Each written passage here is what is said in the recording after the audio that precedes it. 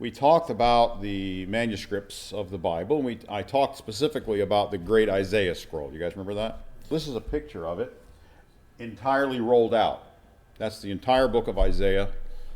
This photograph is online. It's available online.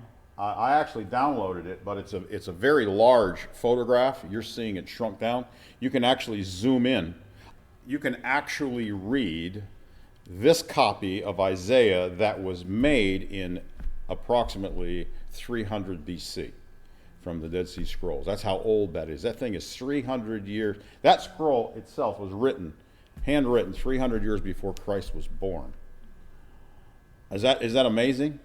Actually, they built a museum in Jerusalem for this scroll, and they have this big kind of giant platform. It's a round building, but right in the middle of the platform, you go up to this big platform, and then there's this big round glass enclosure that's made to look like the end of a scroll. So it's got like the handle sticking up, and they got this entire scroll of Isaiah rolled out so you can walk all the way around it. And if you could read Hebrew, you can actually read a 2,300-year-old scroll of Isaiah the prophet. Isn't that amazing? That copy was made only roughly about 500 years after Isaiah wrote the original. Probably a little less than 500 years after Isaiah wrote the original. That's how close it is. And when we compare, zoom in some more on that, if you would.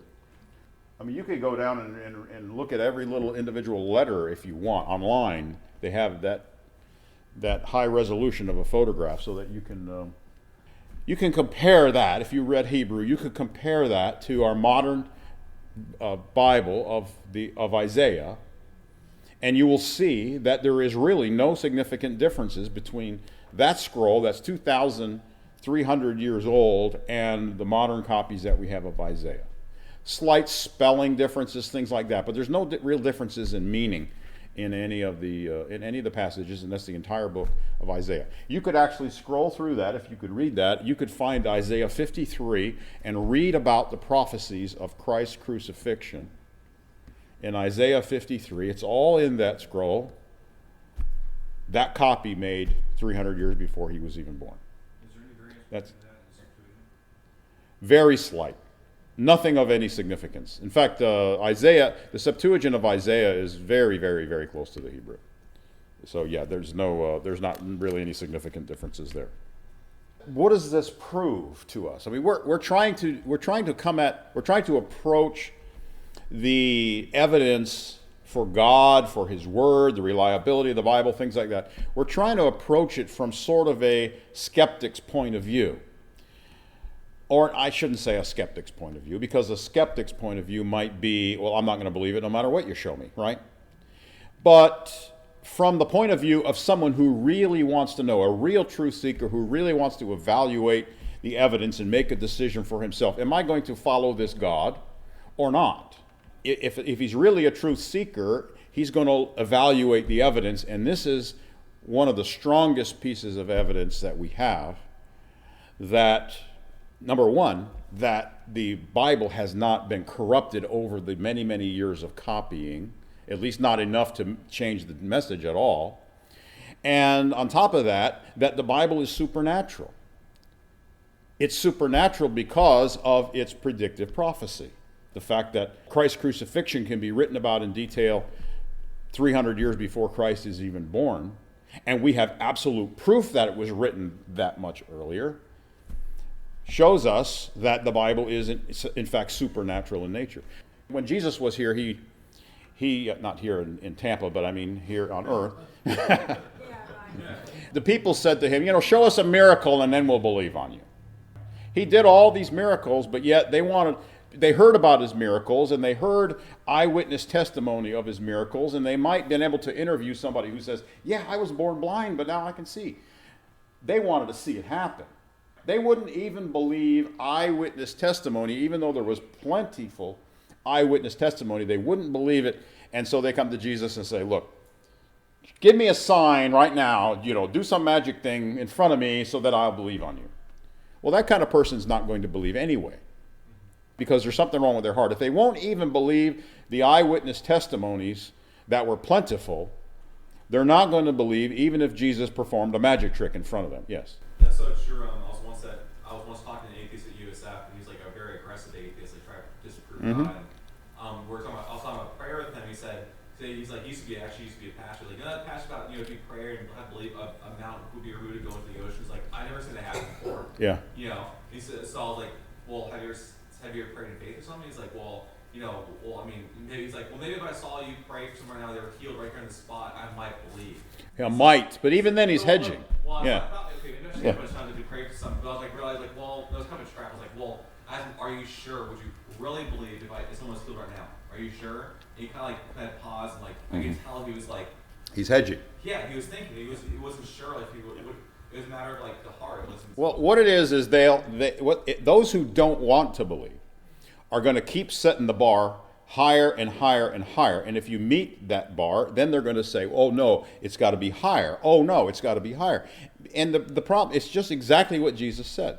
The problem is not that there's a lack of evidence. The problem is men love darkness rather than light because their deeds are evil. If they accept the idea of God and that his word is accurate, they have a big problem. They have a big problem because this Bible says they're condemned because of their lifestyle.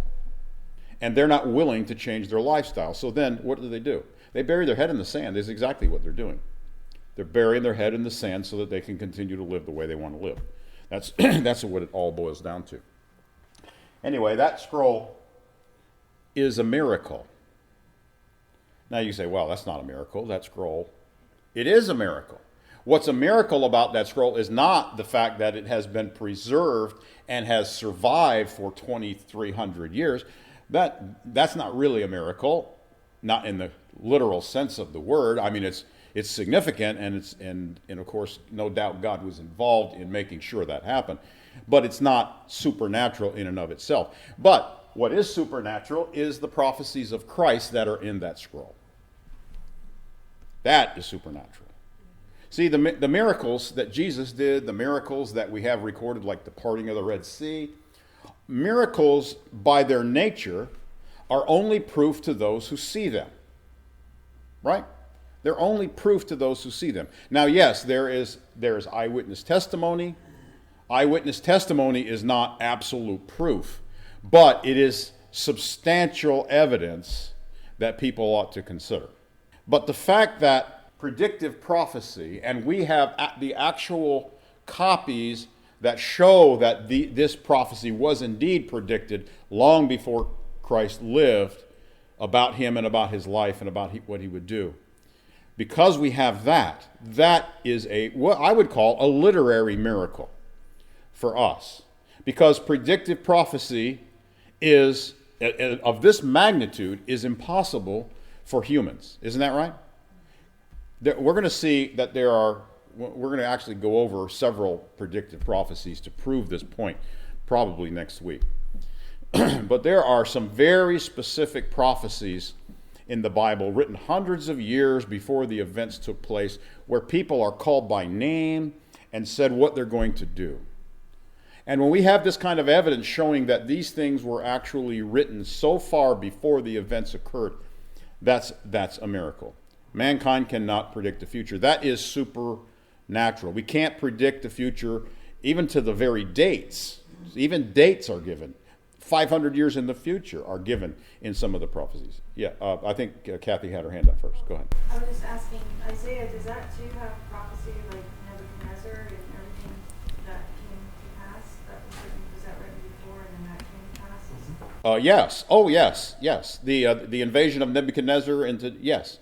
In fact, Isaiah contains some pretty specific. It doesn't mention Nebuchadnezzar by name, but it talks about the Babylonians coming and the invasion of the Babylonians. Yeah. Oh, that's a major theme in Isaiah. And now that's about Isaiah wrote about 800 BC, and that stuff took place around 600 something BC. So we're talking about a couple of hundred years before the events occurred. Isaiah wrote about them. So yes. Scholars have to say, like, when they see like prophecies of like Nebuchadnezzar or kings, they automatically assume that the book must have been written After. After those events Yeah. happened in the Bible. That's like Yeah. when I took a class in Hebrew Testament. That's what Yeah. our teacher said. Like They always do that. Yeah. They always do. They do that with Daniel because Daniel has some very, very specific prophecies about the events that transpired, what we would call in that intertestamental time with Antiochus Epiphanes and all that stuff that went on with the Syrians. Daniel's got some very, very specific things that happened exactly as he said. I mean, very specific things. And, so they'll say, oh, well, Daniel was written after the fact. But what happens is that the Dead Sea Scrolls, they have completely demolished those arguments. They have completely demolished it. Anybody who will fairly examine the Dead Sea Scrolls can no longer make that argument, that these books were written after the events take place. They can't do it anymore because we have copies that predate not all of the events, but a lot of the events and a lot of the significant events. Is Daniel in the Dead Sea Scrolls? Yes. There's fragments of it, not all of it, but parts of it. But it shows that the book is that old. See? And the fragments that we have, because, when they unroll the scroll, a lot of it falls apart in terms of powder. But the parts of it that they can actually preserve and translate, when they look at that and they see that, there's gaps in it and spaces in it because some of it's powder. But they can compare it to the modern versions of Daniel, and they're the same. So you can extrapolate from that the whole book is the same, and the book predates the events, the copy predates the events, so therefore, the conclusion ought to be that it was written before the events, and therefore it is supernatural. There's lots of miracles recorded in the Bible, and a lot of them were eyewitness accounts of the miracles, particularly the miracles of Christ. I mean, we've got the apostles who actually claim to be eyewitnesses, writing what they saw. They're writing all that down, so we have their testimony. But as I said, miracles are only evidence, or proof, I should say, to those who witness them. But by God writing down history in advance, hundreds of years before it takes place, God did the one thing that he could do, that was possible to do, to prove to us many years in the future that these things are true. He validated his word by giving us history in advance, and then giving us plenty of archaeological evidence and finding these old manuscripts and things like that prove that they were actually written in advance. That is, in fact, a miracle in and of itself. And in my opinion, that argument completely demolishes the whole humanistic mindset. Evolutionists, humanists, those who reject God, are what we call naturalists, which means they do not believe in the supernatural. If you believe in the supernatural, then that automatically leads to some kind of a God. But they don't believe, they think everything happens just because of random chance and by natural causes. What this shows is that, no, it doesn't. No, it doesn't. And therefore, the whole premise of their entire worldview is demolished. Yes? Yet these people will go to the grocery store and buy the National Enquirer that shows Nostradamus' predictions for Yeah. 2013. Yeah, which have been shown to be bogus anyway. But, yeah. See, Satan also tries to mimic prophecy, doesn't he? He tries to mimic it by giving, if you throw enough stuff against the wall, you're bound to hit something right. And he does that to try to discredit what God does. But when you look at that kind of stuff, like Nostradamus, supposedly a prophet, if you look at his predictions, they are so vague. They don't give any dates or times or anything like that. They just kind of give vague things. I mean, if you look throughout all human history, you can find something that sounds sort of like what Nostradamus said, right? So then people, Nostradamus was a prophet. Nah, rubbish. No, that's not the kind of stuff you see in the Bible. What you see in the Bible is talking about, for example, in Daniel 9, talking about the Messiah coming, and the Messiah will be cut off. And he says how many years it's going to be from the time that the Babylonian captivity ends until the Messiah is cut off. He gives the number of years there. It's about it's actually 493 years. He gives that period of time. And if you do all the math to work out the chronology, that's exactly when Christ was crucified. How can somebody say that the Messiah is going to come and be crucified on this date, 500 years in the future, and it actually happened? How can they do that? That's not normal. You can't do that with a humanistic worldview. It doesn't fit into a humanistic worldview. There's something supernatural going on. There's somebody that's greater than man, in control of not only what was written down, but who is guiding history and making these events unfold. See, somebody writing 500 years ago couldn't actually make that happen 500 years in the future because he doesn't live that long, right? Somebody else's hand I thought I saw go up, maybe not. I was going All to right, yeah. reply back to what you're saying about how it is proof for only those who observe the miracle. I think that's one of the reasons why Christ said to, I believe it was Thomas, you have seen and believed, yet blessed are those who believe yet have not seen. Have not seen and yet have believed. But when he said that, he doesn't mean somebody's just supposed to believe on blind faith. Because the New Testament tells us that our faith is not based on just, some fairy tale. Our faith is based on documented evidence from eyewitnesses. That's the key. Documented evidence from eyewitnesses. We're gonna look at some of that in a minute, but let me go on here. We have the Dead Sea Scrolls. That's probably the most impressive piece right there because it's the entire book of Isaiah, all 66 chapters preserved. The scroll is 2,300 years old. In the New Testament, you might ask, well, what is the manuscript evidence for the New Testament? Because the Dead Sea Scrolls only concerned the Old Testament. They were Jews who hid this stuff away. They didn't believe, they weren't Christians, so the New Testament documents are not preserved in any of the Dead Sea Scrolls. But what do we have as far as the New Testament is concerned? Well, there are several collections of ancient manuscripts. Some of them are very fragmentary, but some of them are complete books. One of the best collections of the oldest manuscript is called the Bodmer Papyri, and that is a collection of old manuscripts that were found at once and sold to a guy named Bodmer, so that's why it's called the Bodmer Papyri. It contains several sections of the New Testament. One of the sections is called, or one of the papyrus books that's included in that is called P66. That's just a scholarly way of numbering it so they know what we're talking about. It has most of the Gospel of John. And when I say most, it's not because it wasn't complete. It's that some of it has, crumbled and fallen off. But it contains most of the Gospel of John, and it's dated by scholars to about AD 200. Now, AD 200 is only 100 years after John died. And it's a copy of the Gospel of John. That's pretty impressive. That's taking it all the way back to within 100 years. I mean, here we are 2,000 years later, and it's taken the Gospel of John back to within 100 years of the life of John. What does that show us? Well, first of all, again, when we compare the manuscripts, we see that what we have now is what was written then. Okay, that's one. Secondly, for many years, unbelieving scholars have said, the writers, the apostles didn't actually write any of this.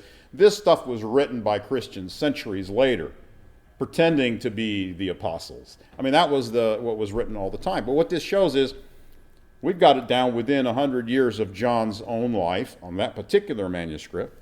There's another manuscript called P52, which is a small section of the Gospel of John. It's what they call a fragment. It's from John chapter 18. On the front side, it has verses 31 through 33, and on the back side, it has verses 37 through 38. So you can tell it was part of a leaf. By that time, by the way, they were using books in leaves like we have now as opposed to scrolls. By the time that the New Testament was written, that was becoming popular, and they were binding books as well by that time. So this was that type of a book. This fragment, even though it's fairly small, is dated to AD 117 to 138, which is only 20 to 40 years after John's death. I mean, his kid could have wrote it, copied it. We're talking really, really close to the time that John wrote it. Once these manuscripts were discovered, the whole idea that the Gospels were written, in the 2nd or 3rd century, that whole idea has been completely demolished. by these discoveries of these ancient scrolls. Okay, again, they date the scrolls by the material they're written on and by the type of script that is being used, because script, the way people write, has changed over time. All right, so they have so much other material that, not biblical, other secular material that has been dated. They can compare these things and decide how old this particular fragment is, and then that's essentially proof of its age. Yeah, we talked about that before, but that's the early church fathers. That is those who were the early Christians after the apostles, wrote a lot of material that quotes the Bible. They'll be talking about something. It's sort of like a sermon, where I'll be preaching and then I'll quote a verse or scripture of the Bible. You'll find that in their writings all the time where they quote. You can actually take, from that source alone, you can reconstruct most of the New Testament just from their quotations, and a lot of the Old Testament as well, just from that alone. So what we've shown is that, what we've proven, let me put it this way, what we've proven is that the Bible we have today is reliable in the sense that in its transmission history, that is, in its history of being hand copied over and over and over and over again, hundreds and hundreds and hundreds of times, that when we look at the end result and we compare it to these ancient, very ancient pieces of the Bible that we find right down to within just a few decades of the author's life, when we compare them, we see that what we have now is what they actually wrote.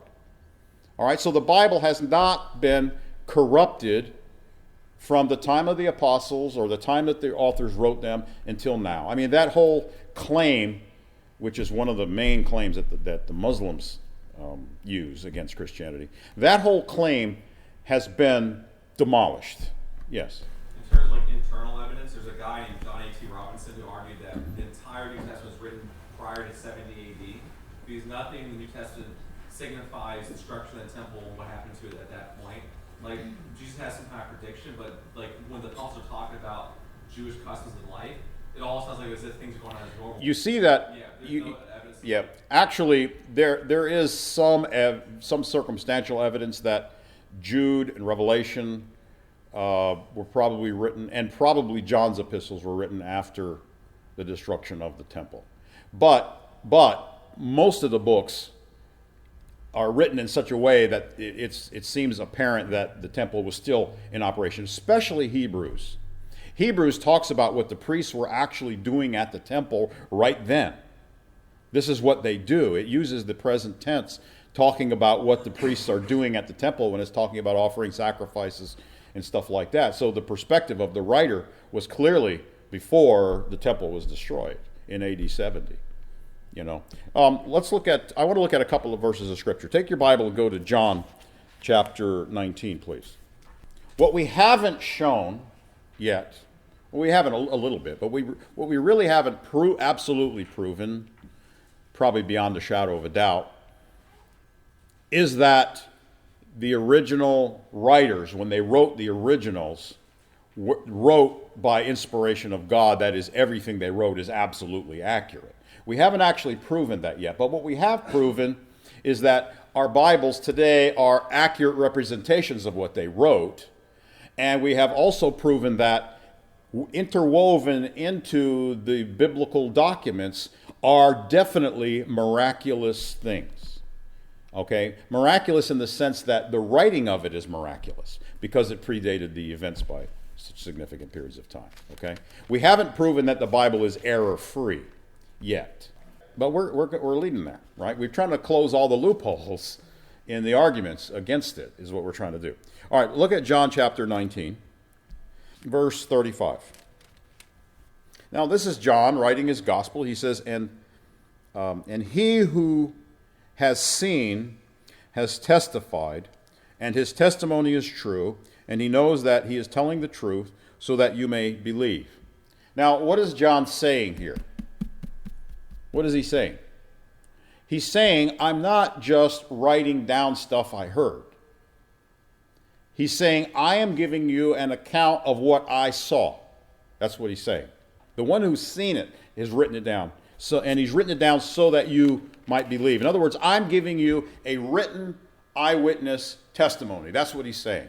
Would that hold up in court? Yes, that would hold up in court. It definitely would hold up in court. Go to chapter 21 of John, verse 24.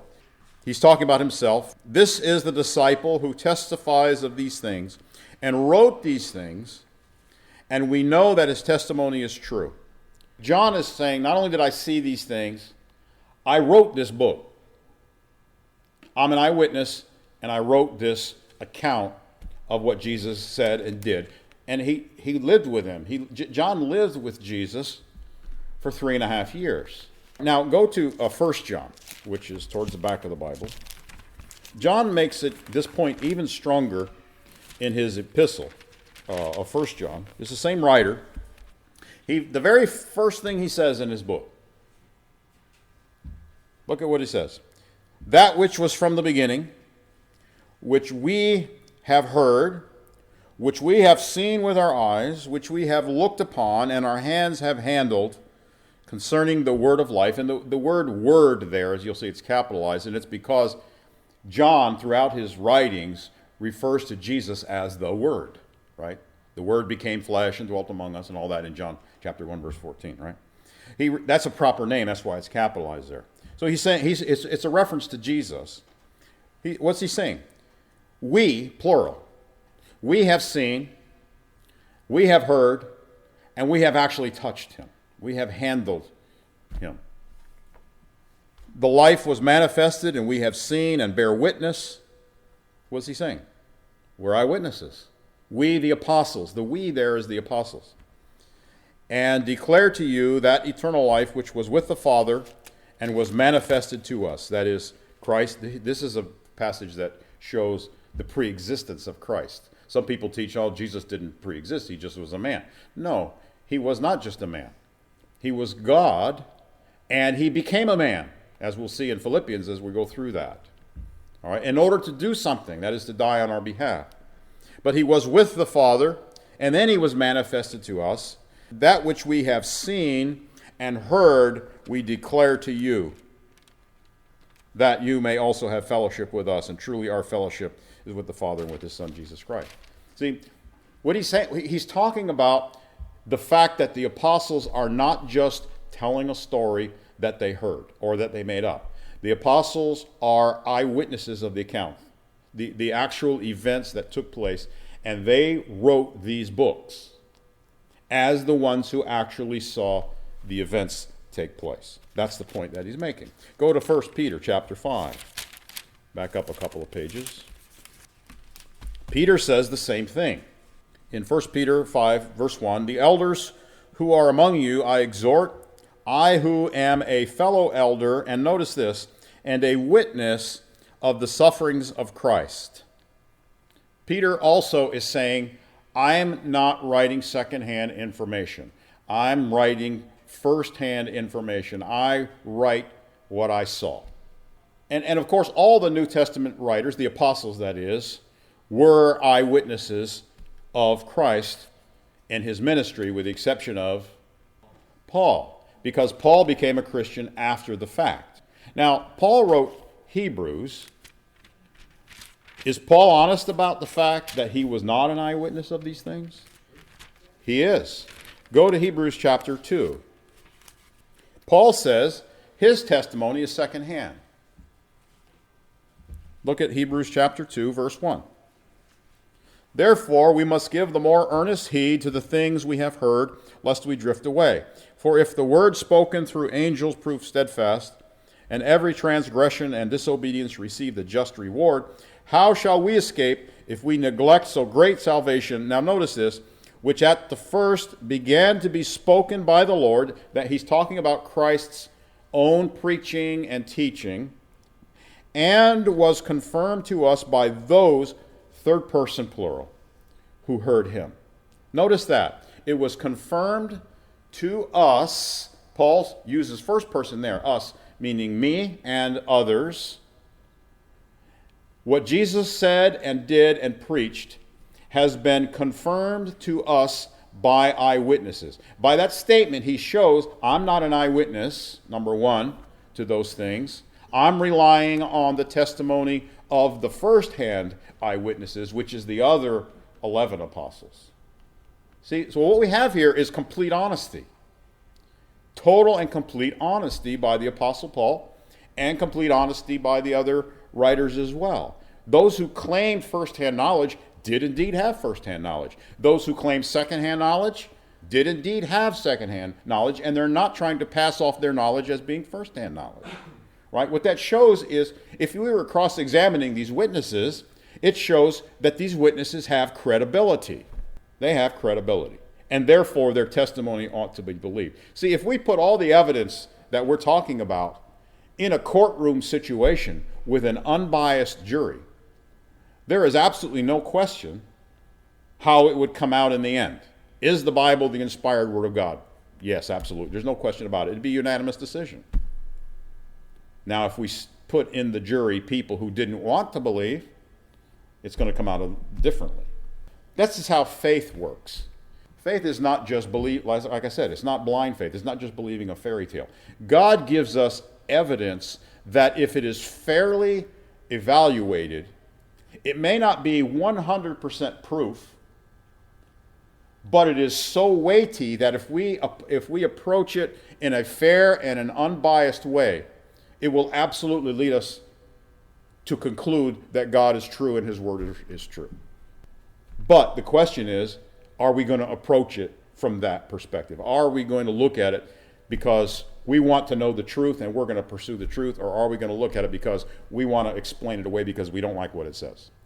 Let's look at some external evidence. You can say, well, the apostles, they wrote the New Testament. How do we know they didn't all collude together and make up this story about Jesus and his crucifixion and his resurrection and all that kind of stuff? Did Jesus even really live? How do we know this isn't just a fairy tale that's only in those books in the Bible? Well, it's because there's plenty of external evidence that Jesus lived and died and did the things that we see in the Gospels, and that this big following of Christians, that the apostles went out and preached the gospel and many people were converted and all that you read in the Gospels and in Acts, that this actually happened because there are non-Christian writers from the period who mention Christ, mention the Christians, and mention certain events that are recorded in the Bible about Jesus. For example, there is a writer called Mara ben Serapion. He wrote a letter to his son, and this letter has been dated to about AD 73,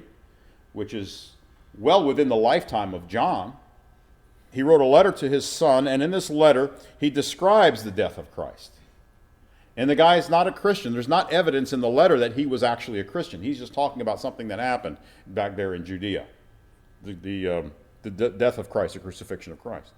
Other first and second century sources that mention Jesus Christ, including the Roman historian Cornelius Tacitus and Suetonius. These are Roman historians, pagans, who mention Christ or mention the apostles or mention the early Christians at that time, writing about the events in the time of the early church and the time of Christ and his ministry. Then there is a Roman governor called Pliny the Younger. This Roman governor was writing to a higher official in order to find out how he was to deal with these Christians and these followers of the Christus, he calls them. It's sort of a Latinized, everything in Roman names end with US, right?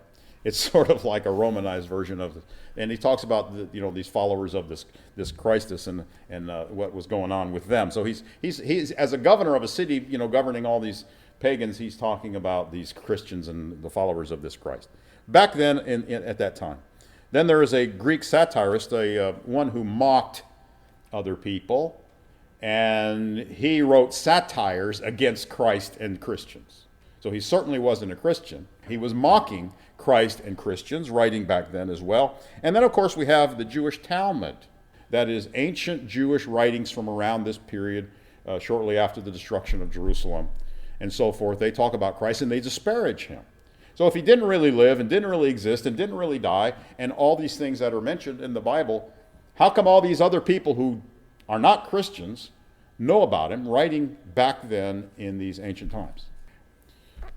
The Bible gives many, many, many, many historical details about what was going on during something that's written about in the Bible. For example, Luke, when he talks about the birth of Christ, you know what? Let's look at it. Luke chapter 3, verses 1 and 2. This is only one of a multitude of examples. Luke 2, verses 1 and 2. It came to pass in those days that a decree went out from Caesar Augustus that all the world should be registered. This census first took place while Quirinius was governing Syria, so all went out to be registered, everyone to his own city. Now, what he's giving us is who the emperor was and who the local ruler was. He's telling us these things. Now, you read that in the Bible, well, those things can be verified. They can be verified through Roman historical writings. You can go back and read some of the writings of these men when they were rulers or emperors or whatever. And whole histories of the Roman Empire have been constructed where all this, they've got lots and tons of documents where they have put everything together and they have figured out a timeline of who was doing what when, who was ruling here, who was ruling there, who was a local ruler when this guy was the emperor. All that kind of stuff has all been worked out through much archaeological work. And so when you look at the Bible, and he's telling us these kinds of details, you can go back and check the historical record and see if this is, in fact, what was going on at the time. And indeed it is. That's one of the amazing things about the Bible, is that archaeology, you know what archaeology is, right? They dig up the remains of ancient civilizations and whatnot. Archaeology has actually been driven and depended on the Bible for centuries. That is, when they are trying to discover some civilization that lived so many years ago and there's nothing that remains of it today and they don't know where to look for it or dig or whatnot, they use the Bible. They use the Bible. It talks about places and people groups and what they did and what they were like, and they use the Bible and they end up discovering the remains of that particular civilization, right where the Bible said it was, and that sort of thing. They've used the Bible, archaeologists have used the Bible as their guide for discovering ancient history for centuries. And it has proven itself to be right over and over and over and over and over and over again. Now, lots of times they would come and say, oh, well, the Bible talks about this group, and we've never found any evidence of them. The Bible's wrong. This has happened repeatedly.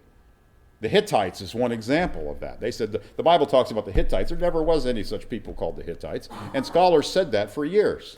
There never were any Hittites until one day they found the Hittites. They found the remains of the Hittite Empire. And it's right where it was supposed to be. See, what happens is the Bible ends up being right. They keep making accusations against the Bible, and then years later, the Bible proves itself to be right again by more modern discoveries. So, what does that show? Well, that doesn't itself show that it's supernatural, but what it does show is that the people who wrote those histories had access, and they actually lived back in those days, and they recorded an accurate history. If their histories are accurate, why should we not believe when they said the word of the Lord appeared to Isaiah the prophet and said? See, what we're doing is we have established by these means, we have established the credibility of the writers. And if the writers are credible in what they say, then we should believe them when they tell us supernatural things took place. The flood, that was pretty amazing, right? There's plenty of physical evidence of the flood. I mean, you can go to the Grand Canyon and look at that, and when they tell you how the Grand Canyon formed from the guides, you can kind of laugh and chuckle because it's ridiculous, it's preposterous. The Grand Canyon formed because of the flood, and a bunch of water got trapped farther up, and then after the flood subsided, whatever was holding it back broke loose, and all that just came rushing out, and it carved out that Grand Canyon. And it wasn't carving it out of rock, it was carving it out of many, many layers of mud sediment. It just washed it right out. And then later that all hardened into rock. That's how it happened. But of course, they have to come up with a theory that agrees with evolution, that it took billions of years for everything to happen. But the point is, there's plenty of evidence. If anybody approaches this from the perspective of being completely objective and honest, there's only one conclusion they can come to. God has given so much evidence that his word is true, that he is real, that it's really, you have to just put your hand over your eyes and say, I won't believe it. I won't believe it. And that's what most of the world does. They're the fools. Because the Bible tells us how to have immortality, how to have eternal life, how to live forever, as opposed to the rest of the world that's headed for destruction. And the choice is yours, which one you're going to believe and which one you're going to follow. Yes? How does the Book of Mormon and the Quran stack up to this evidence that we have in the Bible? The Book of Mormon is laughable. The Book of Mormon tells about supposedly Jesus came to America and preached to the Indians, but there has never been a shred of archaeological or any other kind of historical evidence that validates any of that history that's in the Book of Mormon. Nothing. As opposed to the Bible, we've got tons of it all over the world. We've got it. There's no question about it. The Quran is not really a history book, so it's not validating history or anything like that. The Quran is more of sayings, if you've ever read it. And, like, the accuracy and stuff like that? Of the Quran? Yeah, I don't know anything about the... I don't know a whole lot about it, but it has issues as far as, copying and so forth. As any hand-copied book is going to have, mistakes hand-copied in it. But the thing about the Bible is there are so many manuscripts that when people did make mistakes hand-copying it, you can weed out the mistakes by comparing a vast number of manuscripts and find out, oh, well, if this reading only appears in 3 or 4 manuscripts and the vast majority don't have that reading, then probably that's the error, right? And so there are other ways of weeding it out as well. But anyway, that's another story. Anyway, the evidence is overwhelming. Now, what we want to talk about next week is the inspiration of the Scriptures. That is, what the Bible says about itself. We've already shown that these are trustworthy men who wrote it, and we have shown that what they wrote is the same thing as what we have in our Bibles today. So we're going to talk a little bit about the inspiration of the Scriptures and that next week.